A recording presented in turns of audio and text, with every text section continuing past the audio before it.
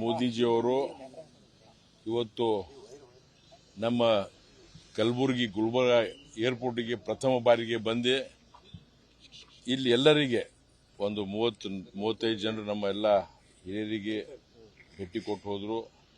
ಭಾಳ ಸಂತೋಷದಿಂದ ಬಂದಿದ್ದಾರೆ. ನಮ್ಮನ್ನು ಕೂಡ ಒಂದು ಮಿನಿಟ್ ಮಾತಾಡಿದ್ರು, ಎಲ್ಲರ ಬಗ್ಗೆ ಕೇಳಿದ್ರು. ಎಲ್ಲರೂ ಚೆನ್ನಾಗಿ ಕೆಲಸ ಮಾಡ್ರಿ, ಎಲ್ಲರದು सबका ख्याल रखना है, अच्छा काम करो ಅಂತೇಳಿ 30 ಸೆಕೆಂಡ್ 1 ಮಿನಿಟ್ ನಮ್ಗೆ ಟೈಮ್ ಕೊಟ್ಟರು. ಎಲ್ಲರಿಗೂ ಭಾಳ ಒಳ್ಳೆ ರೀತಿಯಿಂದ ಮಾತಾಡಿದ್ರು.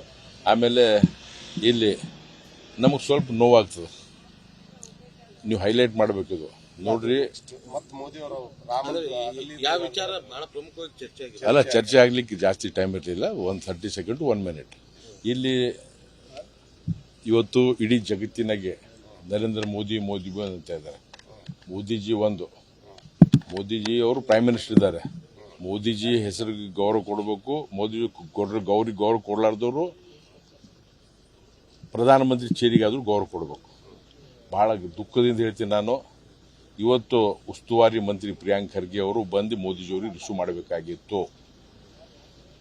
2019 ಇಸ್ವಿ ಮಾರ್ಚ್ ತಿಂಗಳಲ್ಲಿ ಮೋದಿಜಿಯವರು ಬಂದಾಗ ಪ್ರಿಯಾಂಕ್ ಖರ್ಗೆ ಅವರೇ ಉಸ್ತುವಾರಿ ಮಂತ್ರಿ ಇದ್ರು. ಅವರು ಅವತ್ತು ರಿಸೀವ್ ಮಾಡ್ಲಿಕ್ಕೆ ಬರಲಿಲ್ಲ. ರಾಜಶೇಖರ್ ಪಾಟೀಲ್ ಅವರು ಬೀದರ್ ಉಸ್ತುವಾರಿ ಮಂತ್ರಿ ಕಂಡು ಅವ್ರು ರಿಸೀವ್ ಮಾಡಿದ್ರು. ಇವತ್ತು ಕೂಡ ಇನ್ನೊಂದು ಸುವರ್ಣ ಅವಕಾಶ ಇತ್ತು.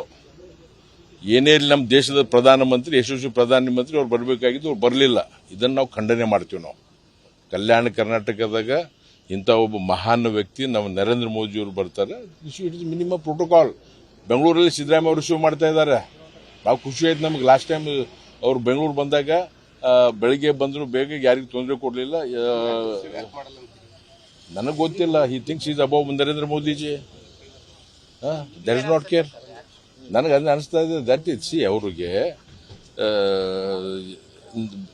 ಪ್ರಧಾನಮಂತ್ರಿಯವ್ರ ಬಗ್ಗೆ he is not proud. he is not proud of prime minister, not only Narendra Modiji, post of prime minister.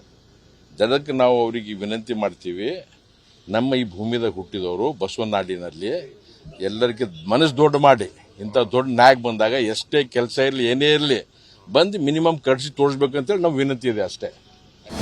ಅನುಕ್ಷಣದ ಸುದ್ದಿಗಳಿಗಾಗಿ ವಿಸ್ತಾರ ನ್ಯೂಸ್ ಯೂಟ್ಯೂಬ್ ಚಾನೆಲ್ ಸಬ್ಸ್ಕ್ರೈಬ್ ಮಾಡಿ. ಹೊಸ ಸುದ್ದಿಗಳ ನೋಟಿಫಿಕೇಶನ್ಗಾಗಿ ಬೆಲ್ ಐಕಾನ್ ಕ್ಲಿಕ್ ಮಾಡಿ. ಲೇಟೆಸ್ಟ್ ಅಪ್ಡೇಟ್ಸ್ಗಾಗಿ www.vistaranews.com ವೆಬ್ಸೈಟ್ಗೆ ವಿಸಿಟ್ ಮಾಡಿ. ಅಂಗೈಯಲ್ಲೇ ಜಗತ್ತಿನ ಸುದ್ದಿ ತಿಳಿಯಲು ವಿಸ್ತಾರ ನ್ಯೂಸ್ ಕನ್ನಡ ಆಪ್ ಡೌನ್ಲೋಡ್ ಮಾಡಿ.